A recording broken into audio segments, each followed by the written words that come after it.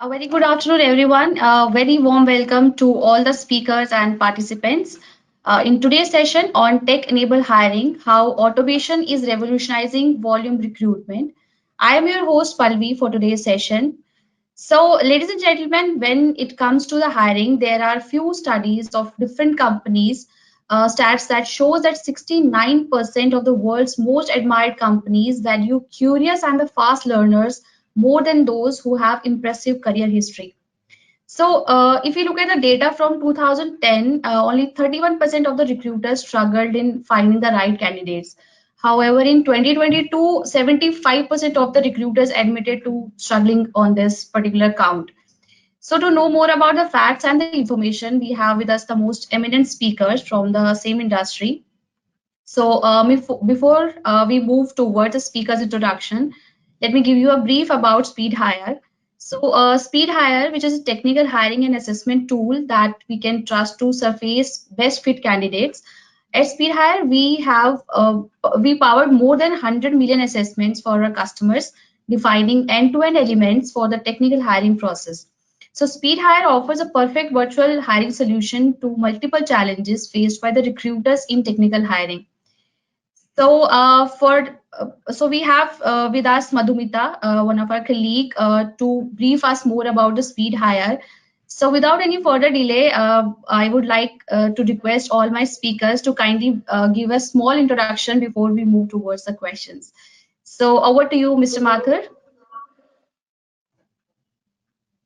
Hi, thanks, Palvi. My name is Mukul, and thank you for having me part of this panel. I've been in the IT industry for I think now 33 odd years, most of it almost 3 decades.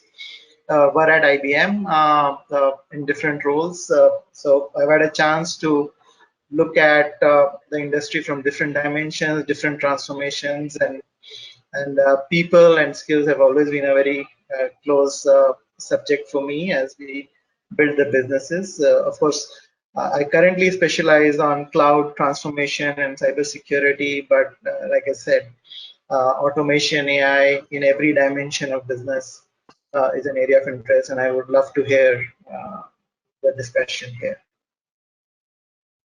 Thank you so much, Mr. Mathur. So, Mr. Shah. Yeah, good afternoon and thank you. Thanks, Internet. So, my name is Amulya, Janbhoomi, Bihar, Karmbhoomi, UP, Noida. Almost 25 years in HR now. So, I worked for HCL for 10 years, both in India and abroad, and 4 years with Birlasoft, 8 years with Samsung, and then finally 3.5 years with Team Computers now. Okay, so yesterday I turned 50, so I have only 1 or 2 years more left in corporate, Mukul. And then I say bye-bye to corporate and do some more meaningful stuff in life. Life has been beautiful so far. So I love participating in seminars because that's where you give it back to the society, right? So all the experiences that you gather, one has to die empty, whatever knowledge that you carry. So that is what I believe. And I'm very happy that I'll be co-sharing my thoughts along with Mukul and Shailesh. Thank you very much. Thank you, Mr. Shah, and congratulations. Mr. Singh. Thank you, Pallavi. And Amulya, as you go out, we hope that all that knowledge and experience that you empty, some of it would fall around us as well, and we'd hopefully be able to learn from your experiences and learnings as well. Good afternoon, everyone. My name is Shailesh. I am the country head for a US-based RPO, or Recruitment Process Outsourcing organization called Cielo Talent. Prior to this, I've done a variety of roles, both as an in-house head of talent acquisition for organizations like Max and a previous stint at Genpact. And I've also worked on the consulting side prior to Cielo, building the recruitment business for an organization called PeopleStrong. So that's a little bit about me, based out of Gurgaon, and looking forward to interacting and learning from everybody on the screen and all 35 of you who are with us so far. So thank you for joining and look forward to the session. Thank you, Mr. Singh. So, Madhumita. Thanks, Pallavi. Pretty excited to be on this conversation. So, hi team and hi everyone. I'm Madhumita Venkatesh. And I am a product specialist, and I'm in Times Internet at TechGig department, and I'm in more than like 2+ years experience in this organization especially. And I have mastered in the management as well as in my UG. I have been completed with the AI, AML, and as well as cloud-based systems. Yes, so right now with the product management side, how the product is getting developed and doing the research about the product as well as revolutionizing the industry.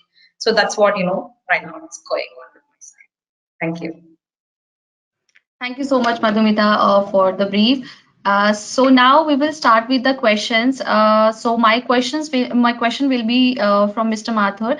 So, Mr. Mathur, as a business leader, what are the key challenges that you're facing when it comes to recruitment, particularly the high volume? I think that's a great question, and uh, let me start by saying that I was once in a seminar, and one of the speakers made a very pertinent comment there. He said that India doesn't have a problem of employment. India has a problem of employability. So it is, when you come out with a requirement or a job, it is not that you don't get applications, you get more applications that you can handle, but it is very difficult to sift through them to identify the right candidate in a manner which is fast, effective, and so on, and gives you the right candidate. I mean, there are errors of commission, as they say, so if you end up hiring the wrong person, then it's a long-term cost and impact. And there are errors of omission where you, because of just sheer volumes of that you're trying to handle, you are not really able to screen in and bring in the best possible resumes and profiles. So, I mean, I've struggled with that many times, and depending on at what levels you are hiring, the cost impacts become that much higher and that much more pronounced. So I think this is the fact that we are having this topic, and that we are looking at how automation and AI and everything else. I mean, it's impacting every aspect of our life. But like you mentioned, if 70 to 75% of the recruiters find this same similar challenges, then that's something that definitely would be very beneficial both for the recruiter and as well as the person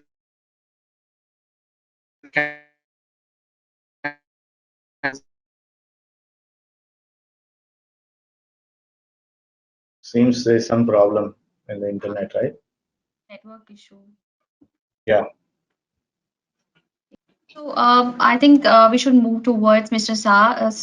Mr. Shah, what do you think? What is the importance of automation in the hiring process, and what is the role that it's for its driving efficiency, accuracy, and inclusivity?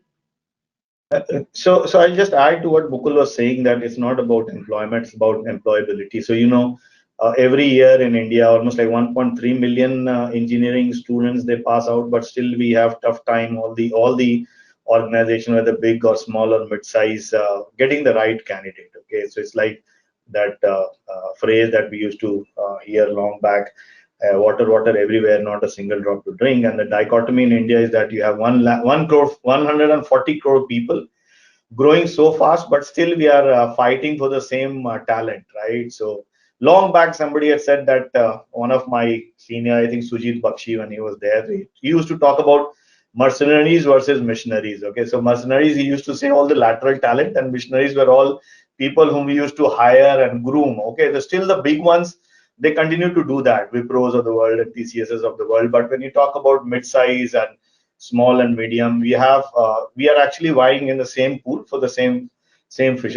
Looking at that, they call the purple squirrel. Okay, you'll get that, but very difficult to spot, right? So on one side, if you're talking about what do you say, high volume hiring, the other side you're saying how do we automate. Automation can help you at certain level. Okay, so when you're talking about high volume hiring, you can always do the right JDs, put some RPA around it or AI around it, which does the filtering, and you get the stack ranking.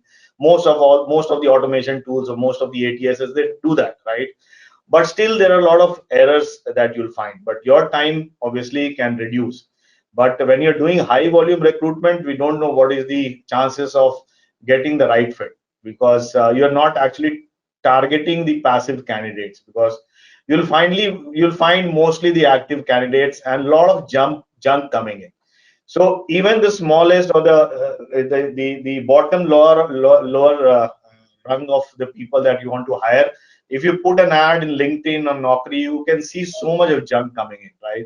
Automation can do that filtering, and the ATSs of today's, whichever you take, they will do that work for you. But still, you'll have to inbuild your own intelligence to see that you're filtering the right candidates which are suitable for the organization, because that fight keeps on going. I am 100% sure Shailesh will add, because he's been doing talent acquisition, that 10 resumes, we say that it is fitting the JDs that, or the description that the business manager has given. When you give it back to them, they say only 3 are okay, char hi laye theek, but rest of 6 are not what we told you, right? So there's a huge gap between what the business wants and what we want. So that is where I think, before the AIs or the automation comes in, we have to ensure what kind of JD, what kind of filtration, what kind of what do you say, skills that we are looking at, so that AI does the job or RPA does the job to get that stack ranking, and then we provide it. Because bulk hiring, time is an essence, the right skill is an essence. Back out, a lot of backouts happen, right? Fake candidates can come in. We have all would have encountered in our lives, right? That somebody else is sitting giving the interview, but at least now you have all the other IT proctoring and all, which makes it easier, right? But automation can help when you're talking about the mass hirings to bring down the time, but we can't guarantee whether we are getting the right candidate or not. Okay. I think Shailesh can add more to what we are looking at here. Yeah. Mr. Singh, what do you think? What are the best practices for implementing tech-enabled hiring strategies? I honestly don't know if organizations are following best practices, Pallavi, and that's where I think I liked Amulya's point about defining things clearly. I've been leading this debate about what should and shouldn't be part of a job description, because that's the first point of going out and telling somebody what is it or who is it that I'm wanting to recruit. As a recruiter, if you were to do a survey and ask people, let's say if you were to ask the 47 people on the call today as to what is that one factor that causes the biggest amount of mismatch between what I'm looking and what I'm getting, you'll get the answer that it's the compensation. So when I publish a job, as an organization, I don't even want to tell what am I going to pay for it, right? And unfortunately, we are living in an age where somebody with 10 years of experience is also a CEO, and somebody with 30 years of experience is also a CEO. The other unfortunate reality is that the job descriptions, it seems to me, are just being copy pasted from somewhere. I am yet to see a job description that clearly, crisply calls out what the job really entails. I read 10 JDs, it feels like everybody just made the same job. And that's not possible. You are different organizations in different industries at different stages of your evolution. Surely what you expect from your talent has to be different. But it's not. It's broadly the same JD. When you pick up 10 JDs for the same role, it almost feels like the same JD. So here we are throwing a standard job description at a candidate, similar years of work, not telling them what am I going to pay, and then 300 applications come on LinkedIn, to Amulya's point. And then now I'm looking for automated solutions to find one out of that 300. It's not going to happen.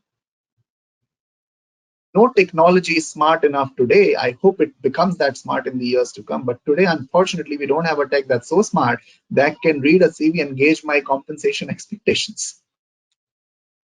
right? Or for that matter, my fitment to the skills that I'm required to work on. So I think if organizations need to move away from that complexity of 70% of the recruiters, the data that you shared earlier, Pallavi, struggling to find the right match for a job, they have to first introspect and see how much information are they willing to comfortably disclose, which allows somebody on the other side to make an informed choice. Today, that option is not there with a candidate to make an informed choice. And probably on the same thread, before I pass it back to you, another aspect that is an outcome of the same issue is that most organizations today are going out and saying, I want to hire a diversity candidate. It's almost a fad, and people are wanting to do everything. The first thing you need to do is understand the psyche of a diverse profile. So let me share a little bit about what I mean. Our JDs, like I said, are standard copy-pasted JDs where you put anything and everything that you want from the role holder. It's almost like if somebody could deliver this, they should be rock stars anyways in the organization, because the JD says they want everything that a human can possibly do. Here's a research that says that when the JDs are very, very generic, they capture a lot of information, the percentage of women who apply to those jobs drops by 42%. And that is so because women like things to be crisp. They want to know what is it that they have to do and whether or not they have the capability to deliver that or not. Unlike us men, who will say, I can climb the Mount Everest also. Right? We sometimes tend to overcommit. Women do not overcommit. Women are more sincere. Women are more serious about what they intend to do and what they're getting into. So the moment they see 5 elements in the JD, 3 of them may not be necessary, but are there. They see that I don't bring that skill set, and they would generally not apply. Men would still apply, because a man feels intrinsically they'd be able to do it even if they have not learned it today. A woman doesn't think that, right? So we have so many aspirations. We want to hire faster. We want to hire diverse. We want to get the best person. But our very first step of that effort, which is to go out and communicate with clarity as to what I need, isn't there in place. So there is no best practice. I think the best practices need to start coming in where organizations, TA teams think way more deeply about how am I approaching my search for talent to enable the right kind of talent to come and also enable the technologies to offer some help. So that's my take on your best practice question. Thank you so much, Mr. Singh, for the brief about the challenges that everybody is facing right now in terms of recruitment.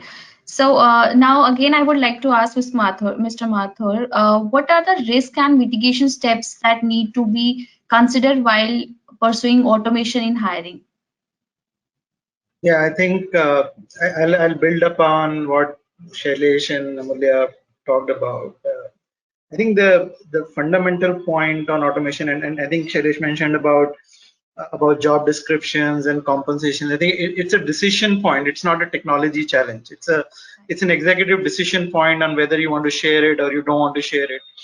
And what happens is, so if you look at the various tools that are available for recruitment, automation, etc., they pretty much have something like a templatized, input for resumes and applying for jobs, etc. And so you use a lot of that to filter and scan and do that.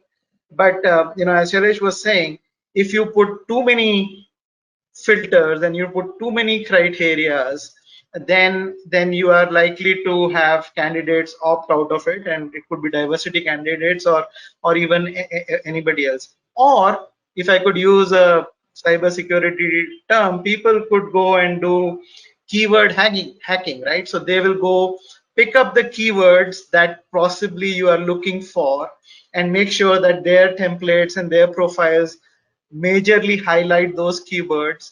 Whether they are good at it or not good at it is a subsequent discussion. So this whole process of the design on how you want to design the usage of that automation tool, I think is a very, very critical point. And I think that has come up, and that the recruiters have to be very, very sensitive about, because the good thing about automation is you can process a lot of things very fast and very quickly. The bad thing about automation is if you do it wrong, you can make a lot of mistakes very fast and very quickly. So it has a multiplier effect both on the positive of what you are doing and the negative of what you are doing. The other element, and this has come up again, in the context of AI, and using, so a lot of companies are talking about doing pre-screening personality. So you can capture qualifications and a lot of biometrics, etc. But a lot of these tools are now starting to say, hey, look, we will run some kind of simulation, job simulation, or a day in the job kind of experience, or an AI based personality test to check how the person can fit, etc., etc. And I think all of that has value. It's not something that one could argue whether it should be there or it should not be there. It is going to be there. That's how the future of this would be. But like anything else in AI, I think one needs to be very aware of the bias in AI. So who is the person who is training that AI engine? What is the criteria on which that AI engine will work? How auditable is that AI engine? I mean, is it running on its own, or is there a way to feedback and check as to what it is doing in terms of selection or rejection, and whether people are starting to game it? Because some of us who play around with different AI engines, we know that the way you program it or the way you respond to it, you can influence some of the probabilities and decisions it makes. So I think that again is a very important part. Then there are other elements, because then when you use automation, you tend to capture more data than what you need. There are data privacy type issues. You're capturing so much data. Do you really need that data? Are your tools really secure enough? Have you done the right due diligence in terms of protecting all the information that you are collecting, and so on and so forth? So it's not that it's a simple panacea for all. There is, by the way, cost of automation too. So you have to weigh in whether the cost of automation is more or less versus your cost of not automating, and so on and so forth. So at an executive level, at a business leader level, you have to weigh in those pros and cons, and see whether how much of automation, where you want to use the automation, and where is the human element that you want to put in, so that the candidate as well as the recruiting experience has a right mix of both. So it requires work. Thank you, Mr. Mathur. Our next question will be from Mr. Shah again. What do you think? How innovative technologies, tools, and techniques are shaping the future of volume recruitment? See, what I think I must say, Mukul has said a lot of things about what automation can do and what are the limitations there. Okay. So hiring is like ये इश्क है गाली, जितनी आग हमारे में लगी है उतनी आग उधर भी लगी है. So if the AI can do all the filtering, there are candidates who are doing and using Chat GPT to do their CVs, and they know what are the filters that they have to put so that their CVs get selected. Okay, and in mass recruitment, I think we are all facing the same thing, right? But to attract whatever automation that you use, but our challenge is how do we attract the right passive candidates, not the active ones, because that is where the real talent lies. Okay, have we failed to do the our brand promotion? Are we only trying to attract from their side and not from our side? Okay, because we try and put that job description where we put all 36 guns to be matched to one job, but we don't get. So are we okay to look at people who are from the nearby industry or who are like 70% ready, bring them and then train them, if we are doing the mass recruitment as well? So automation is not the solution for what problems that we are looking at. Okay, the problem is to get the right talent. How do we simplify the automation product or automation process so that whatever CVs or the resumes or the candidates that we get are almost what we want, almost not the right fit, because you, as I said, it's very difficult to get purple squirrels. They exist, but they come with a cost. They will come with some nuances here and there. So for me, it's very important how, as an organization, I am portraying myself to the candidate so that they get attracted. Because right now, I think the challenge is how do we use our members, current live members in our organization, to refer? Because that's the fastest way. Or if we are recruiting and we have rolled out the offer, are we getting referrals from them? Do we have a solid referrals that is working for you? Are we also interacting with or maybe using our alumni to talk good about our organization? From there only, I think we'll get automation. Just having automation and getting volumes of resumes from Naukri or LinkedIn is not the solution. Okay, so using referrals, using our members, using our brand, using where people go and search for jobs. I'm talking about millennials. If we are putting it, like, I don't know, are we there on Instagram? Are we promoting something on Instagram where people are looking at it? Because most of the times, these millennials are there, and Gen Z, I don't know what applications they'll be using, right? So if we are promoting our culture, our flexibility, because I think after hybrid, Shailesh, you will agree that people, the first question is, can I work from home? Question mark, right? So if you say, no, no, no, we are hybrid, 3 days you'll have to come to office, many will drop out because they're not used to anymore, right? So we have to change. The organization has to change the way we are attracting talent, the way we are giving flexibility, the way the culture is there to work, and the way the managers are handling this generation. So X baby boomers, Gen Y, they're all over. We are talking about Gen Z and beyond, right? So the automation or technology will come with their own advantages and disadvantages. It will be on us. How do we use it? How do we simplify, first of all, so that we reduce the time when we have the good hit ratio? And how do we use it for our own advantage as well as getting the right candidate? Right, absolutely right, Mr. Shah. So now moving towards Mr. Singh. So Mr. Singh, I just wanted to know that now we are in the tech-oriented world, like the hiring is also the tech-oriented right now. So how AI is bridging this gap of between jobs and the hiring process? I think it has the potential to bridge it in many ways, Pallavi. And now, whatever I'm going to share next, I'm assuming anybody who thinks on these lines is first already addressed the issue of what am I expecting?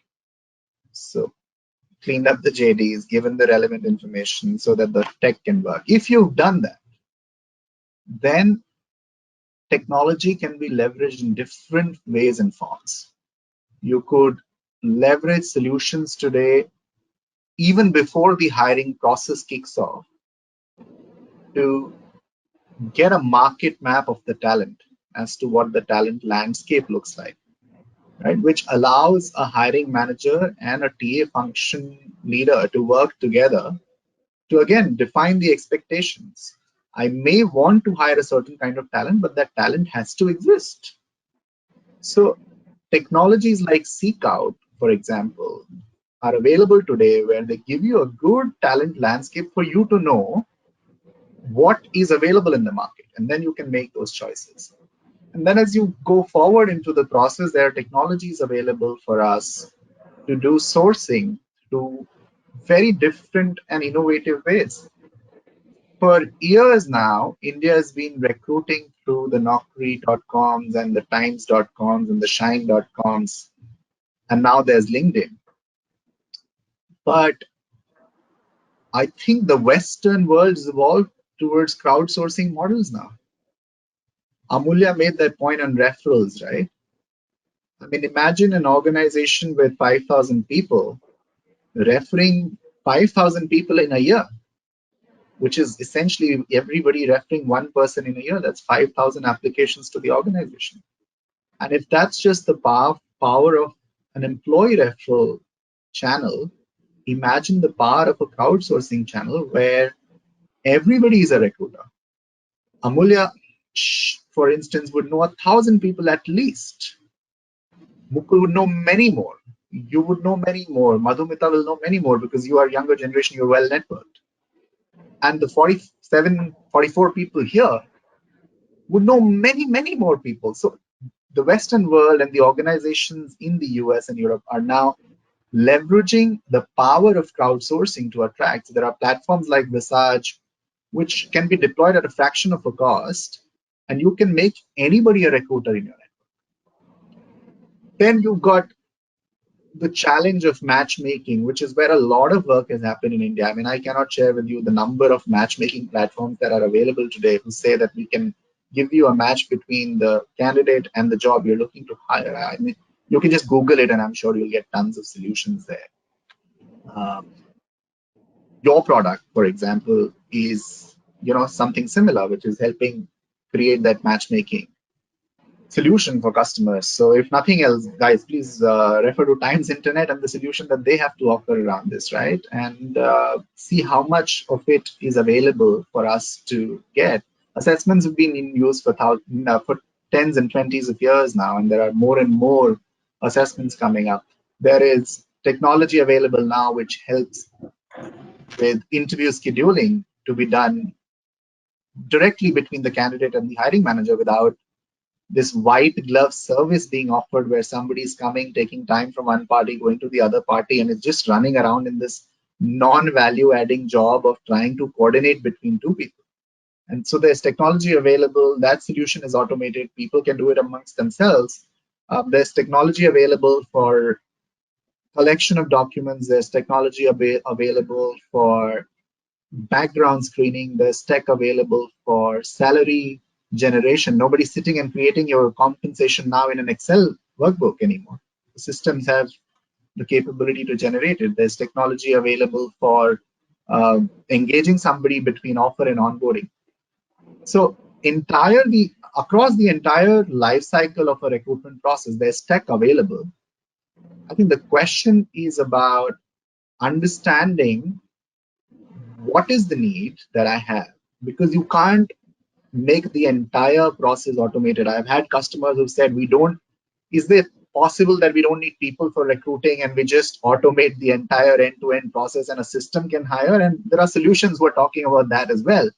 But my personal take is that at the end of the day, these are people on the other side, on either side. And when people have to make a decision for other people, it becomes the most complex decision of your life. You can simplify the process of buying an iPhone. You can simplify the process of buying a car. I think in the next 15 to 20 years, with these mobile homes being built by Mr. Musk, you'll even be able to simplify the process of buying a house. But I think the decision of getting another person to come and be with you, whether it's job or it's marriage, is not the easiest decision. It's the most complex decision. It will always require people behind it, but it can be enabled through technology. So I also want to caution our audience and say, don't go overboard with this automation and AI. At the end of the day, there are people involved. You will need people to work through it, but the technology can definitely make that job easier so that we don't have to invest as many hours.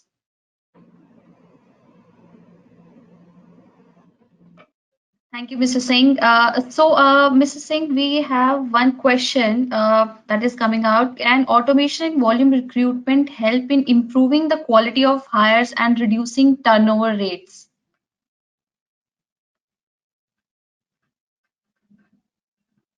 Can it improve the quality of hire? Maybe. Can automation in volume recruitment helps in improving the quality of hires and reducing turnover rates? Yeah. So quality of hire, maybe. Again, I'll go back to the same point and I'll keep repeating it. If we define it right, then there's a possibility that technology would be able to do a better job at matchmaking and predict whether somebody is going to be a better fit for that job or not. So in that sense, yes. Turnover rate, I think we are looking far too ahead in the future.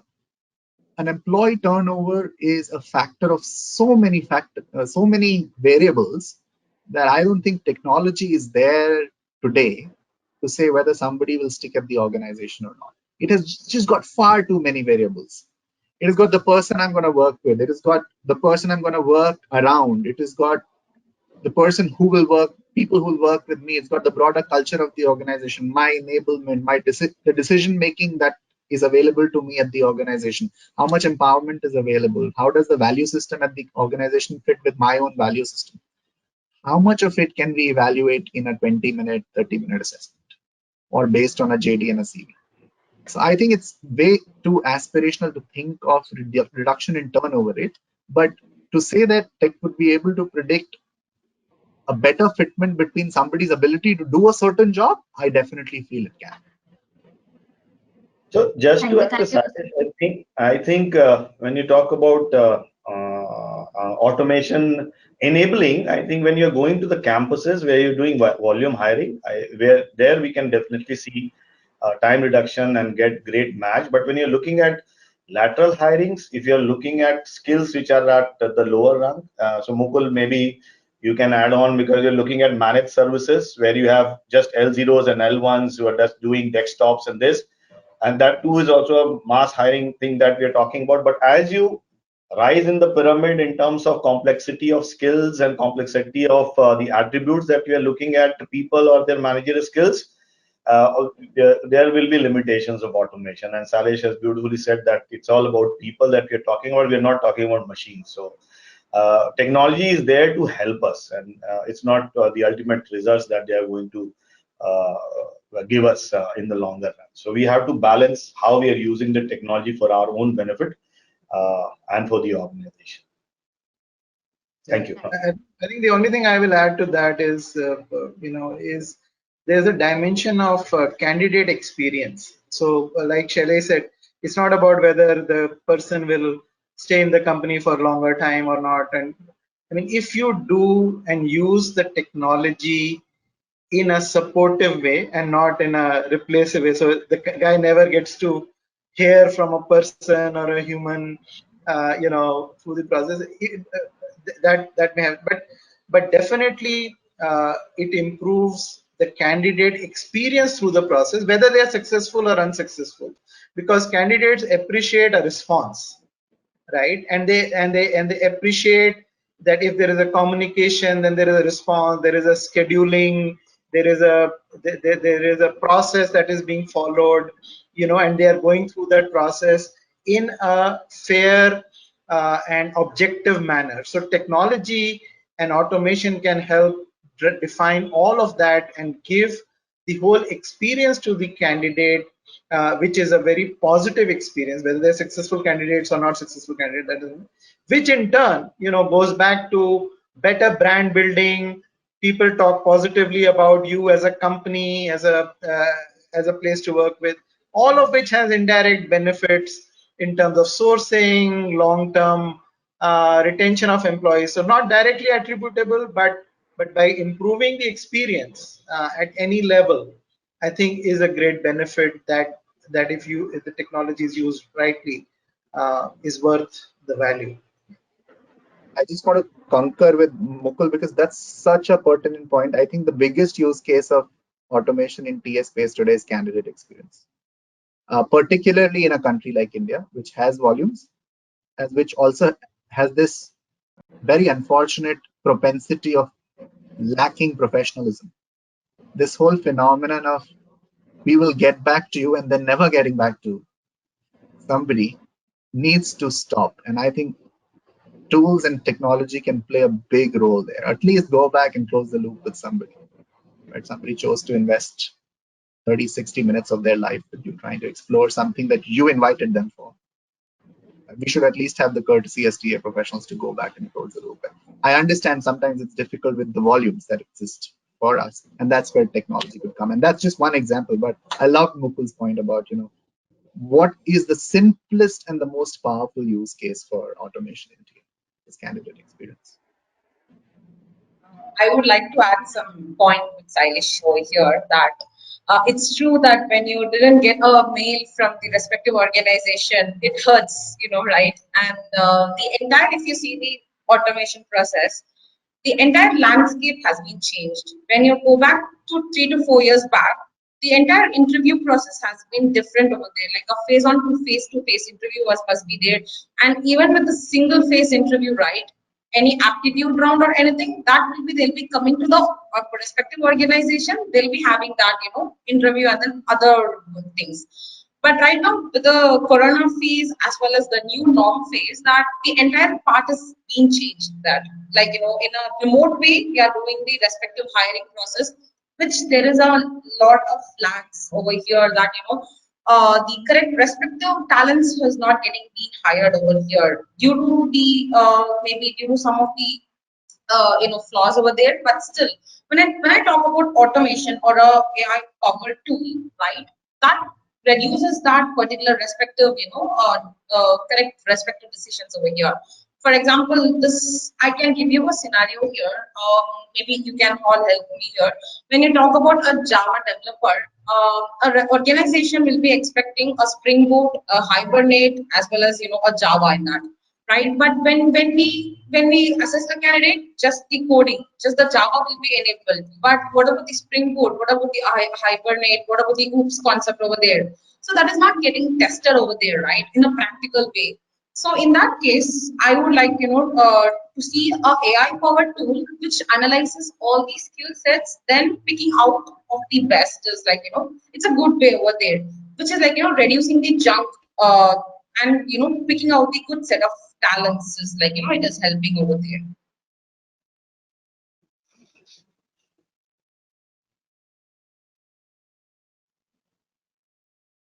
Uh, yeah, great, Madhumita. Thank you for your views as well. So now, as we all know that technology is, helping people to in every aspect. So I just wanted to ask to my speakers that how deep tech is transforming the hiring value chain.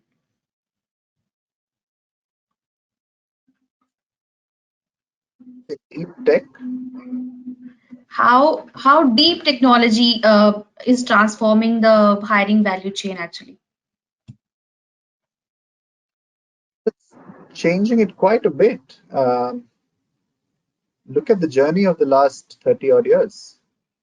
I remember I joined GE in 2004, and this was GE Capital International Services, perhaps the only contact center in India at that point in time, along with American Express.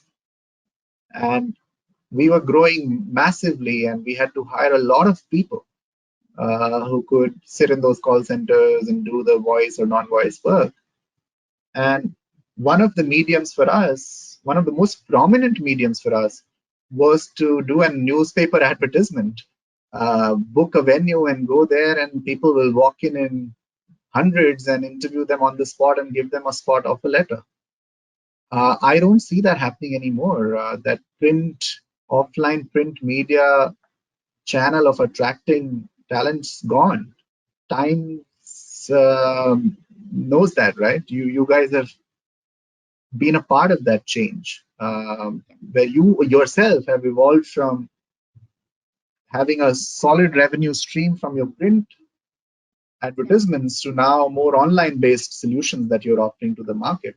So there's a lot of enablement that technology has done with the aspect of finding the right talent and the way the talent has been approached by various organizations, be it through job boards, be it through other mediums. But there's so much evolution that has happened digitally on that front, on purely the attraction and search front. And then maybe Amulya and Mukul can share as well as to where else has tech impacted. Mukul's already spoken of candidate experience, and I'm sure he's got more to share. And then Amulya has got a few points as well. So Amulya, over to you. Why don't you share a little bit from your experience as to how you've seen the evolution? So though that advertisement you're talking about used to come on Wednesday, right? Time assigned to something. So that time we were in HCL, so we used to put 75,000, 1 lakh rupees, pan India. And of course, it's become digital. So things have become much faster to approach to the candidates who are seeking, whether it is active or passive. And once we get to them, the information goes to them. I think when they apply, the screening where the automation actually is helping us a lot, right? So that is one. And then of course we are talking about earlier, your physical presence was there. So one thing that we have realized and learned, like we learned how to use Paytm everywhere or digital payments, is how do we use digital platforms to do interviews. 2 years back we wanted everybody to come physically, but not anymore, right? So that has actually accentuated and made interviews faster. The time to hire has reduced, and time to get to the candidates pan India, whether they are sitting in Kerala or they're sitting in Kashmir, we are there, right? And digital platforms and automations, etc., has also helped, because if you're working from home anywhere, right now we have access to the best of the skills pan India. If you're not calling people to come to your offices and work for you, so that I think has undergone a complete 360-degree change of what we were 10, 15 years back, or maybe 3, 4 years back, to what we are right now, right? So access to talent pool, faster screening, faster interview time, onboarding. Now we have so many platforms to do the onboarding, pre-boarding and onboarding and induction experiences, right? And how you keep them warm prior to these people joining, so that they don't have to struggle when they are onboarded, whether they have done it remotely or where they have done it physically, right? So that is what the transition has happened, and it has become much faster in last 4 or 5 years. But as Shailesh was saying, there were companies, I don't know whether it was Microsoft or Google, where they used robots for interviewing, right? But of course, that experience to the candidates talking to a robo, it's you can't gauge the emotional stuff on other things. And then I don't know what kind of experience. I would not like giving an interview to a robot and get selected for. Maybe we are from old school, but maybe our kids will, because that's how times are changing, and they will get used to some of the things when they hit the job market in next 3 to 4 years, right? So that's what it is from me. Yeah, Mukul. Yeah, no, I think Amulya, you and Shailesh have pretty much covered it. In terms of the value chain, though, it's interesting that one of what technology, particularly in the area of recruitment, it has completely disrupted the intermediaries. So the intermediaries have gone away, because the information is now available, like we just talked about. So earlier, candidates didn't know where the jobs are, and the companies didn't know where the candidates are. Now many companies simply say you can apply only through my website. Period. I mean, you can't come through any intermediary, or like Shailesh earlier mentioned, the internal referral, right? So there are the sourcing so the intermediaries are very disruptive, and hopefully the focus then is not about giving information on where the job is or where the candidate is, but in hopefully preparing the candidates better for the job, which is why you hear a lot more of some of those companies transforming themselves into leadership training or coaching and skilling and enablement, so that candidates are better prepared to go into the workforce wherever they kind of go in based on their understanding and so on and so forth. So I think the roles that different people have played in the past in the whole value chain have significantly changed, and a lot of those tasks are actually automated. So a lot of the intermediaries are not required anymore. They need to do something different and provide a different value. Right, Mr. Mathur. So with all these questions now, I just would like to request all the speakers to kindly conclude with this topic, like with few lines. So, Mr. Singh, starting from you. I think the conclusion would be generic from my end, Pallavi, and I'll leave the more specific work for Mukul and Amulya. But like I said, and like I began, automation has got a big role to play, but we must not get hypnotized by the idea of automation. We must realize where it can create maximum value and use it for those reasons. It may still be 20 to 30 years away where the system can tell you, hey, hire this person. This is the best guy for your organization. That it turns out to be that way. But if you look at use cases around enhancing candidate experience with better communication, reducing the recruiter's time spent on non-value adding activities like collecting documents over email, uploading them on a portal. Simple things like downloading CV from a portal and uploading it somewhere else, right? There are more than 100 use cases where simple automations can make the process very, very efficient, both for the recruiter, the hiring manager, and also for the candidate. So I think we must look at automation in a non-glamorous way, in a more practical way for now. I think 20 years down the line, and that's really my last point, the world is changing towards moving away from using more of the two senses that we've used. We've been using our mouth, our speech, and our ears. So listening and speaking have been the two prominent modes of communicating, and communication is a big part of the hiring process. And so a lot of tools and technologies have been built around that. What I see now is that more and more usage is happening with sense of touch and the sight. So I don't want to talk to somebody on a call.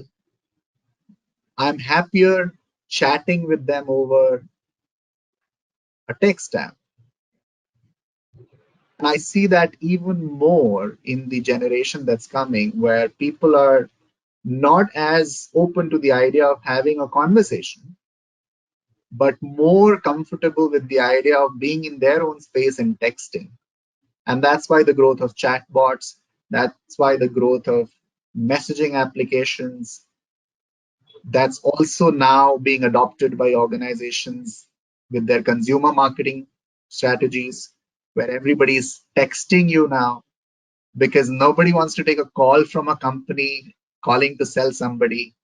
But if you send a text on WhatsApp, people might look at it and buy it when they want to, right? So the human behavior is also evolving. People don't want to talk and listen. Unfortunate as it is for somebody who's old school like me, but that's the reality.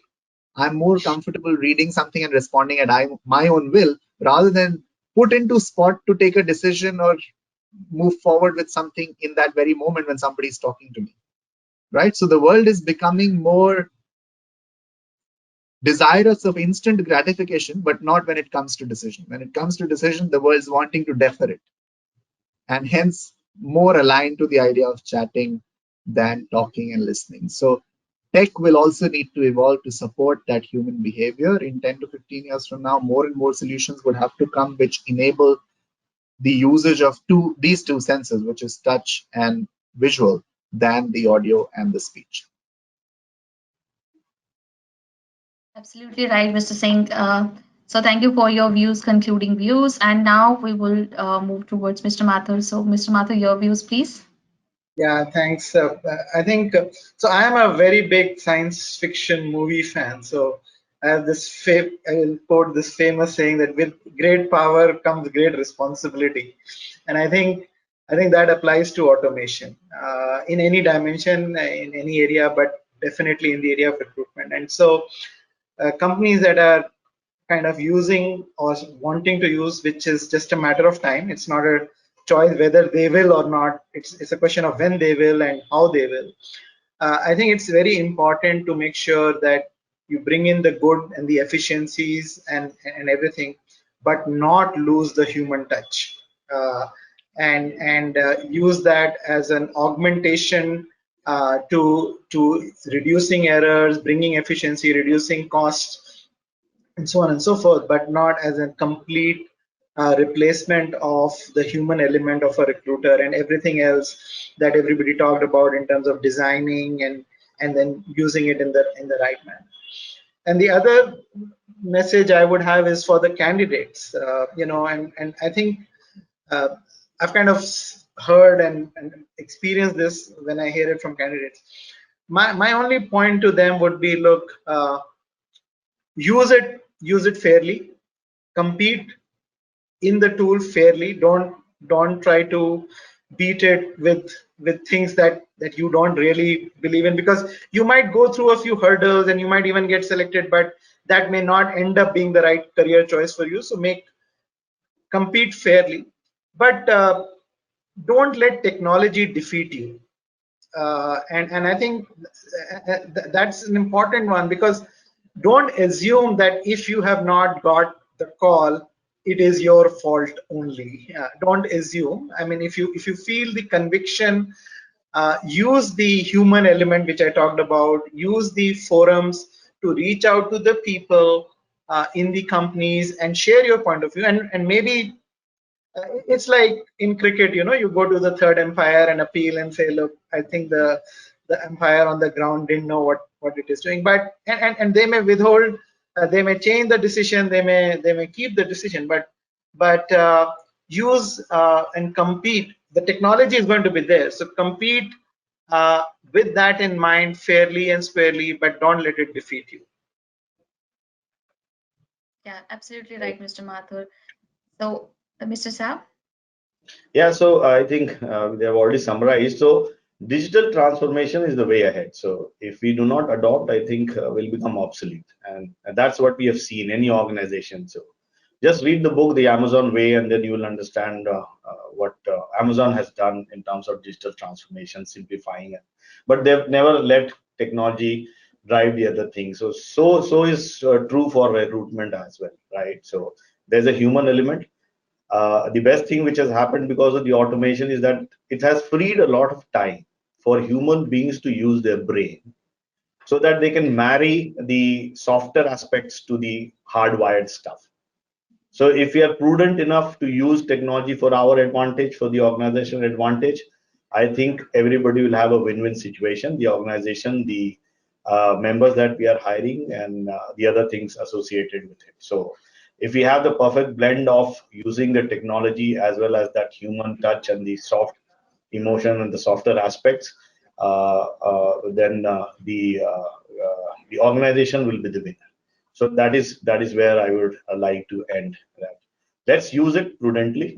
Let's adopt as much as possible to get rid of the Right. mundane and the transaction, the operational stuff, so that we use for whatever we have made. Human beings are made to use their brains. But I think, as Shailesh was saying, the copy paste, JD and everything. So the millennials, we find that they're totally dependent on the technologies that we are right. I mean, colleges also for essays and all, people are using Chat GPT, right? They write such a beautiful essays, and they're doing all the homeworks. But then the essence of us, the mammals, the most evolution, we are the highest. So use our brains and use technology for our advantage. So that is what it is. And all the very best for all the good times that we'll see in next 5 years or 10 years, right? Yeah, absolutely, Mr. Saab. Thank you so much. Madhumita, would you like to conclude with your views? Thanks, Valerie. So I agree with all of them that it's a new norm, to be frank, on the automation part. So as Amulya said, that it's an upgradation for human being also, right? So we were in a different view, but right now there is an upgradation which we need to adopt to that.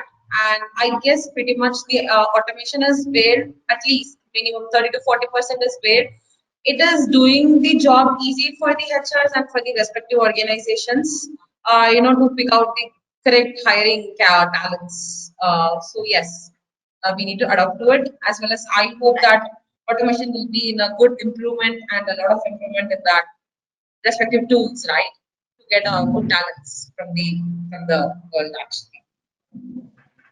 Right, Madhumita. So I think human and technology both have to work in a very balanced way.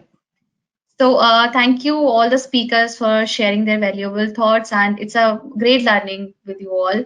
So and I would also like to thank to all the audience who are with us and listening to us. So stay connected with TechGig. We are coming up with a few other sessions in upcoming time. So thank you so much. Thanks again. Thanks, Madhumita. Thank you so Thanks, much. Pallavi. Thank you. Thanks, Shailesh. Thanks, Mukul. Thank Bye, Thanks, Madhur. Pallavi. Bye. Thanks, Madhumita. Great job moderating the session. Thank you. thank you, sir. Thank you so much.